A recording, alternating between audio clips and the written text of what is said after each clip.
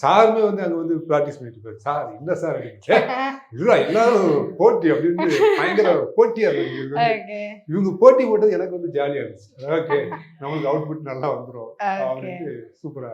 So யார் sir ரொம்ப உங்களை கஷ்டப்படுத்தினா செட்டில் உங்களோட சார் சொன்ன மாதிரி போட்டி போட்டு நீங்கள் நடிச்சீங்க அப்படின்னு சொன்னாங்க.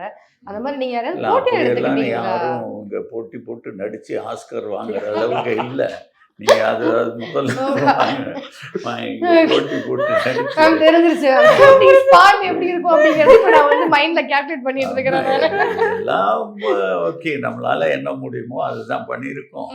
ஸோ அது இவர்கிட்ட ஹெல்த்தியா இருக்கும். இது ஓகேயா இல்லையான்னு கேட்பேன்.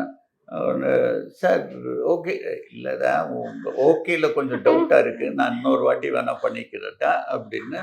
அதுக்கப்புறம் என்ன பண்ணலாம் என்ன ஏதுன்னு கேட்டுருவேன். See I always respect the creator.